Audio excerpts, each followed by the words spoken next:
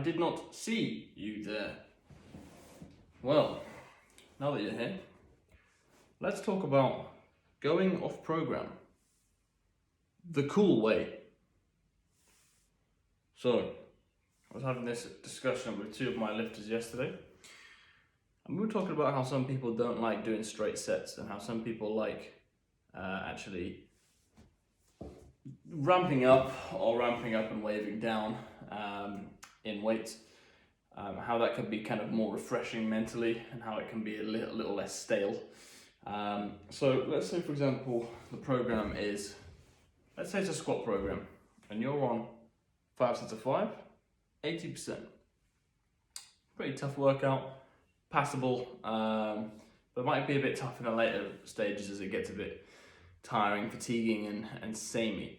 Now some people don't mind that. They enjoy the consistency. Some people just don't want to do that at all and they want to bump up and bump down again. So for them, having a lighter set and then the working set and then a heavier set is a little bit more mentally refreshing. It's a little bit easier to cope with. And the reason they do this is we're talking about monitoring and why coaches program certain numbers. And the reason is, well, good coaching practice is the coaches will monitor intensities, volumes, tonnages, speeds, recovery times, and they do this to get you better. Now, we put in countless hours of time, effort, care, and love into the programs, and there's a reason we do it, and there's a reason we want this, for example, to be at 80%. Maybe it's because next week is a heavier week, maybe because you're coming off a deload, maybe because this is the deload, who knows?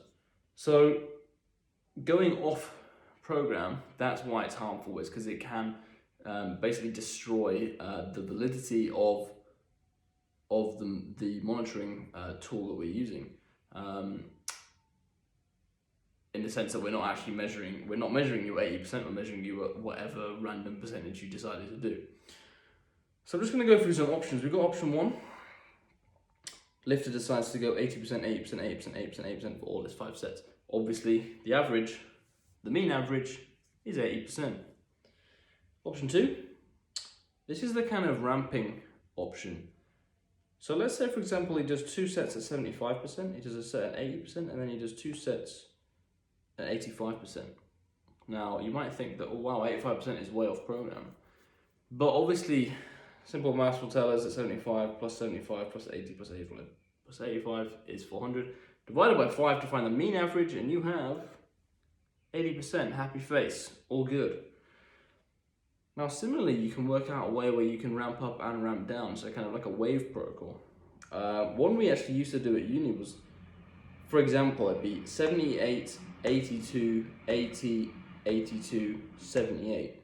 So it's kind of up, down, up, like an M. Or it could be a W, I guess it could be 82 to 78 to 80, but the M kind of works pretty well. Obviously this would be worked out on a graph. It would look like lowest dot, highest dot, middle, high, low again. And again, simple maths tell us 80%. Now there is no right or wrong. We're all friends here. Everyone has their own way of doing things and preference in training, but like I said, we're all friends here, we're all trying to get on, but also we're all trying to succeed and progress more than anything. So the reason that people might want to do these latter 2 options is just because it keeps it a bit more fresh, keeps the challenge a bit more varied. The issue comes when people like option 4 people come along. Now, whether this is due to lack of confidence or overconfidence or not knowing the program or not understanding why you go on a program and basically self-sabotaging people, maybe going from 75 to 80 to 85 to 90 to 95 and then carrying on and missing loads of attempts. Now, even if we were to take away those misses, if he did his set at 75, 80, 85, 90 and 95, that comes up with an average of 85%, and that is not good. Unhappy face, thumbs down. That destroys this whole 80% protocol that your coach specifically wanted you to hit on average on this one. So these top 3 are kind of, well, these top the top one obviously is okay, but the next two are kind of reasons or examples where going off program is okay, I think.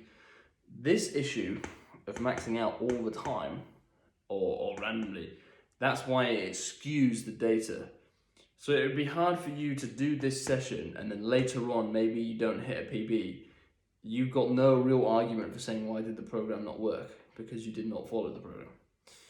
Now, if say this was just bear in mind as well that in weightlifting movements, maybe the jumps would be kind of 2 to 3% and not 5% like a squat.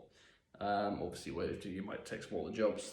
The total number is, the absolute 1 RM is going to be a lot smaller. So, but yeah, say you're doing a squat workout and say it's 1 set of 5 and you're working up to 90%, but it feels really good and you think you could do 92% or for a PB.